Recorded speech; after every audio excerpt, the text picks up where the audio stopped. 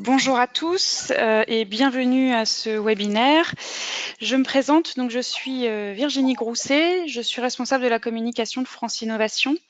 Donc rapidement, en quelques mots, France Innovation, c'est une entreprise innovante.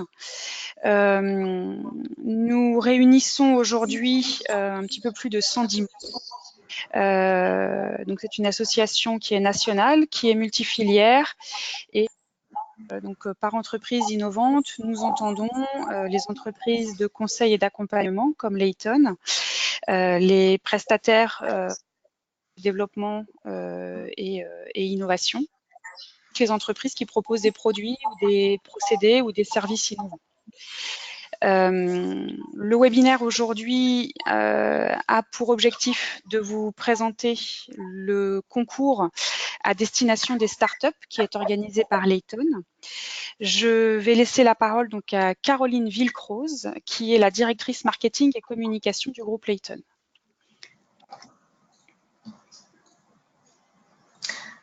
Donc, bonjour à tous. Donc, je suis ravie de partager effectivement toutes les informations sur ce concours avec vous. Donc, c'est un concours qu'on a lancé il y a quelques semaines dans 9 pays qui a à destination des startups qui innovent dans le développement durable.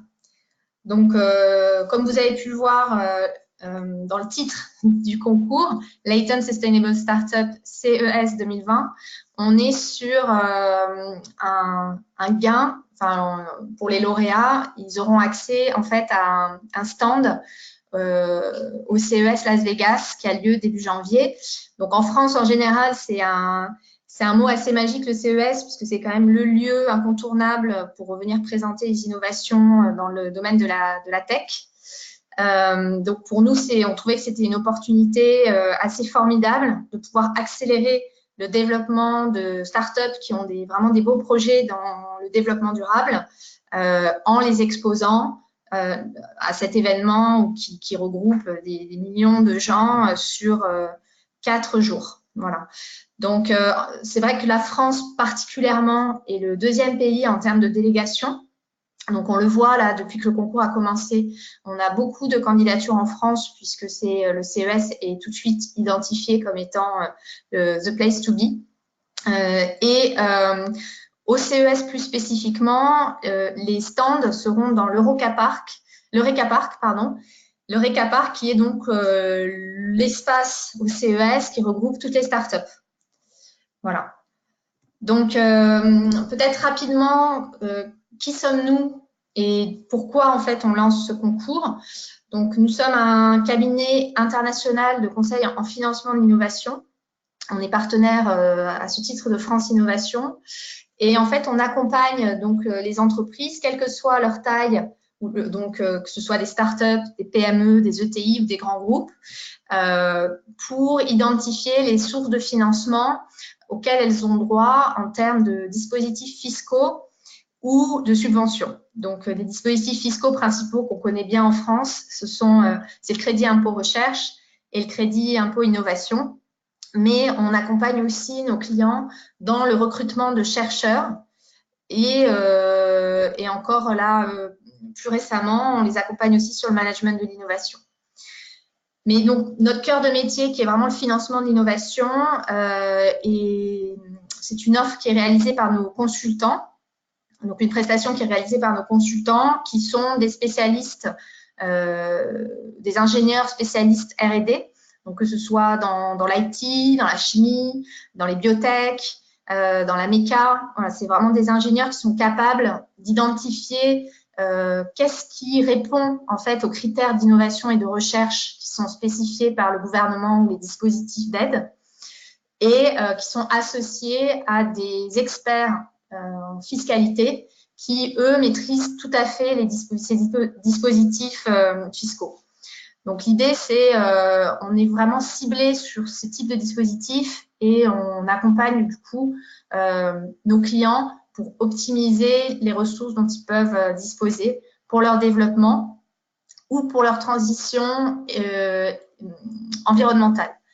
Pourquoi je parle de transition environnementale? Parce qu'on a une deuxième activité qui est une activité d'énergie et de transition énergétique, où là, on accompagne nos clients dans le financement de l'évolution de leur matériel vers des matériels ou des technologies qui sont plus écologiques. Là encore, on a donc des chargés d'études d'énergie qui sont spécialisés dans l'analyse de la consommation énergétique et des fiscalistes qui sont spécialisés dans le financement de ces transitions à travers des dispositifs mis en place par les gouvernements ou même par l'Union européenne. Voilà, donc on agit vraiment sur ces deux aspects qui sont voilà, au cœur de nos métiers et du travail de nos experts aujourd'hui. Alors, pourquoi ce concours? C'est au-delà de cette activité où on accompagne beaucoup de projets d'innovation, de transformation énergétique. On est plus généralement très engagé dans des actions de développement durable. Et depuis 1 an, on s'est associé d'ailleurs à un porte-parole qui est Arthur Levaillant, qui est un grand skipper de voile. Et on s'est associé à lui pour vraiment être le porte-voix des enjeux environnementaux auxquels notre monde fait face aujourd'hui, et notamment plus spécifiquement sur la préservation des océans.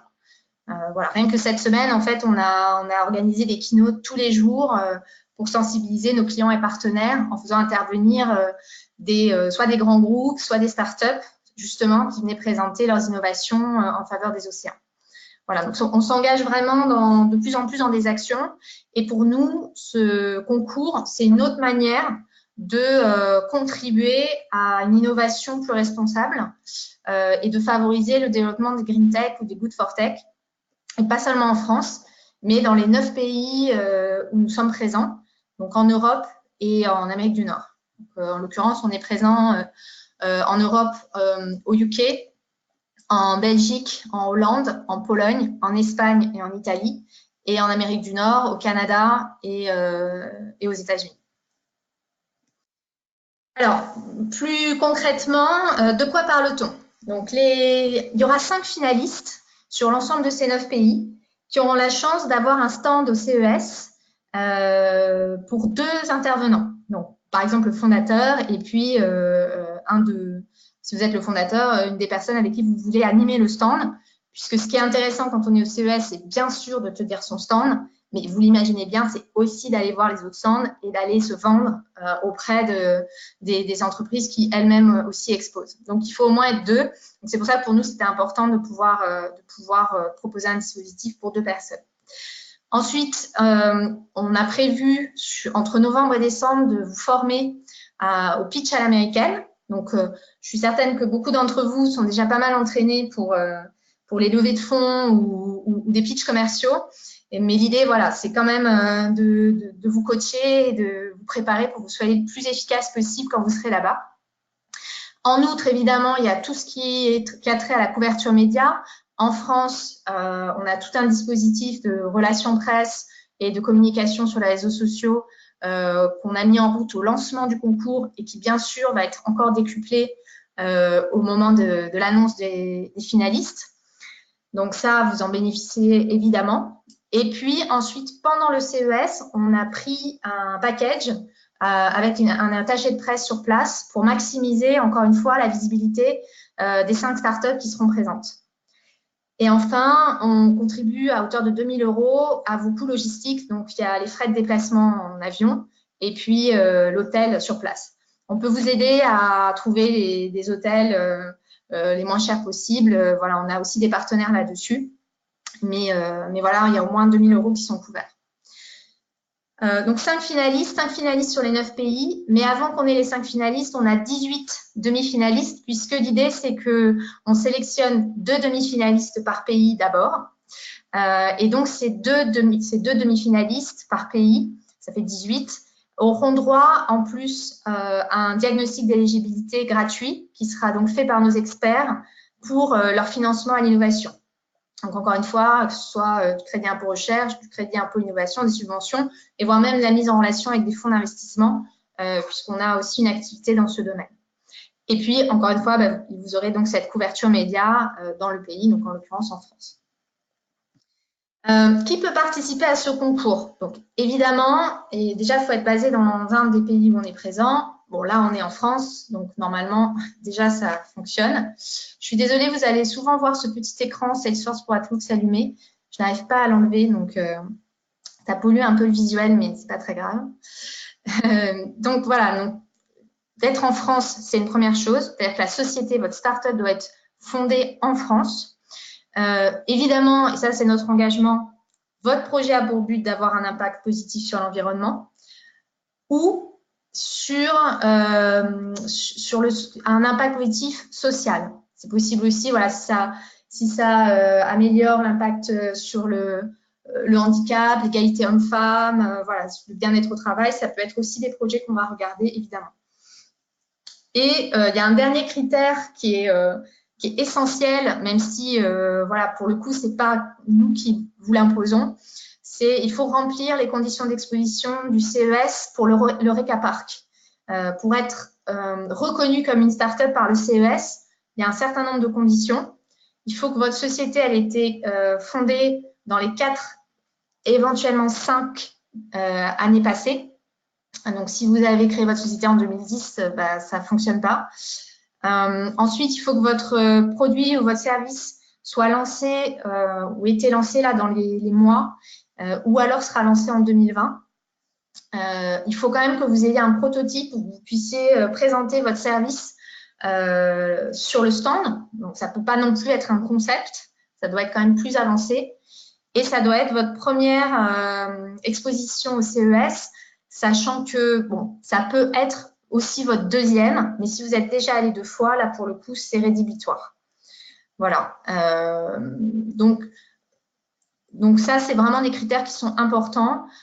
Si jamais vous vous rendez compte que, voilà, il y a un critère qui vraiment, ça passe pas, n'hésitez pas quand même à me faire passer un mail pour que je check avec vous si ça vaut le coup de candidater ou pas. Je vous rappelle que le CES, c'est le Consumer Electronic Show, donc ça veut dire qu'on parle vraiment de tech et on parle aussi de consumer, donc on parle de clients, on parle de consommateurs. Ça veut dire que si vous développez des panneaux solaires, c'est pas forcément l'endroit où il faut venir exposer votre technologie. Ça serait dommage, ça serait un peu gâché en fait une occasion puisque les business qui vont là-bas, les financiers qui vont là-bas cherchent plutôt à trouver des startups ou des solutions qui sont concrètes et qui sont ensuite commercialisables auprès du grand public ou en B2B, mais de manière assez large. Voilà. Donc là, vous avez l'ensemble des catégories qui sont présentées par le CES, enfin, pour lesquelles il y a des expositions qui ont lieu au CES. Donc, ça vous permet de repérer si, de la même manière, ça vaut le coup pour vous de candidater ou pas. Alors, le planning. Donc, comme vous le voyez, on est déjà assez avancé dans le concours. Il vous reste jusqu'à mercredi prochain, minuit, pour déposer vos candidatures sur le site agorize.com. Donc, ça consiste en quoi? Vous avez un formulaire à remplir en anglais. C'est très important que vous remplissiez votre candidature en anglais. Et vous devez déposer un deck de 10 slides maximum qui résume tout ce que vous voulez dire sur votre innovation. Voilà, donc il y a un certain nombre de questions auxquelles vous devez déjà répondre dans le formulaire. Et ensuite, il y a le deck à uploader, toujours sur Agorize. Normalement, la plateforme est vraiment très intuitive, très simple d'utilisation. Si vous avez des questions, vous pouvez les poser directement sur Agorize. Et voilà, il y a un helpdesk qui vous répond très rapidement. Donc, mais jusqu'à maintenant, on a une centaine de candidatures et il n'y a pas eu de gros soucis. Une fois que vous avez déposé votre candidature, sachez que même si vous l'avez soumise, vous pouvez encore la modifier. Donc, si vous voulez rajouter des informations ou modifier les éléments, c'est tout à fait possible. On ne commencera à regarder les dossiers qu'à partir du 3. Et donc, les jurys de chaque pays auront 5 jours pour noter les dossiers. Et ensuite, la délibération aura lieu entre le 8 et le 9 octobre. Donc, le 9 octobre, on annoncera, après-midi, on annoncera les 2 candidats par pays qui seront sélectionnés dans chaque pays. Donc, 2 aussi, évidemment, pour la France. Et puis, donc pour ces 2 candidats de chaque pays, ils auront quelques jours, entre le 10 et le 13 octobre, pour déposer les vidéos, pour déposer une vidéo d'un pitch de 3 minutes maximum, en anglais toujours. Pourquoi en anglais? Parce que donc le jury international délibérera le 15 octobre et on n'a pas que des personnes francophones puisque, vous l'avez bien compris, on est sur des pays qui ne sont pas que des pays francophones. Voilà, donc on a une dernière étape qui aura lieu, donc les résultats seront annoncés le 16 octobre avec les 5 lauréats, l'annonce des 5 lauréats. Et entre le 17 et le 30 octobre, on a une petite phase quand même de validation du CES. Donc, on envoie les dossiers des candidats au CES, enfin des lauréats, et on attend l'accord du CES pour valider définitivement les vainqueurs. Mais normalement, si tout a bien été fait en amont, on ne devrait pas avoir de surprise. Voilà. Donc, voilà pour le déroulé. En ce qui concerne les critères qui vont être importants pour la sélection, bon, déjà, je vous invite à aller sur notre LinkedIn. On a des vidéos des jurés qui interviennent, enfin qu'on poste à peu près chaque jour, qui donnent justement leur avis, enfin leurs critères de choix et qu'est-ce qui va être important pour eux dans la sélection. Mais ceci étant, je vous ai quand même mis les 4 critères sur lesquels vous serez notés. Donc, il y a le critère d'innovation, le critère de faisabilité, le critère d'impact et le critère comment dire, de clarté, ça ne se dit pas en français. Est-ce que l'impact, il est évident? Voilà. Donc, sur l'innovation, je ne m'étends pas trop, c'est évident. Est-ce que c'est une solution qui est vraiment nouvelle ou est-ce qu'on a déjà des technologies similaires? Sur la faisabilité, c'est OK, est-ce qu'on est sur un doux rêve ou on est déjà sur quelque chose de concret, qui est faisable, qui est déployable et qui est finançable? L'impact, c'est quel est le potentiel impact social ou environnemental de votre solution? Combien de personnes ça concerne? Combien de pays? Voilà, quel est l'impact potentiel de votre solution? Et enfin, comment ça s'articule, cet impact que vous pouvez avoir et votre innovation sur la société? Comment les deux, en fait, le fait que ce soit facilement développable et cet impact, est-ce que c'est très clair et est-ce que c'est quelque chose qui est évident pour vous? Voilà, juste, je vous ai mis là le jury français. Vous pouvez le retrouver aussi sur la plateforme Agorize. Donc, vous avez 4 experts de chez Layton qui sont issus soit de notre BU Innovation, soit de notre BU Énergie. Et puis, vous avez 2 experts externes, Maureen Lebeau, qui est directrice investissement chez Demeter, qui est donc le premier fonds européen de financement du développement durable, et Anaïs Richardin, qui est donc la directrice de rédaction de Madines et qui est aussi journaliste à BFM Business. Je vous ai aussi mis le jury international. On a encore une personne qui va rejoindre ce jury, mais bon, déjà, vous avez une personne de chez CaixaBank Bank, Natalia Mayo, une personne qui vient, donc Michael Angel Granda, donc qui est espagnol, qui vient de chez Bosch. Vous avez un fonds d'investissement qui est plutôt un fonds d'investissement français, donc Caporn. Et puis, André Miller, qui, lui, fait partie du gouvernement anglais sur le côté énergie et stratégie industrielle. Et enfin, donc là, on devra avoir un directeur Microsoft Europe aussi qui vient renforcer les rangs de ce jury international. Voilà ce que je peux vous dire sur le concours. Donc, si vous avez des questions ou des besoins de précision, n'hésitez pas, je suis à votre disposition pour y répondre tout de suite. Très bien, donc chers participants, n'hésitez pas à formuler vos questions par écrit avec le module de questions qui est à votre disposition. En attendant, Caroline, je vous propose peut-être d'épeler le nom de la plateforme, s'il vous plaît, pour l'inscription. Oui, bien sûr, donc c'est Agorize, donc AGORIZE.com.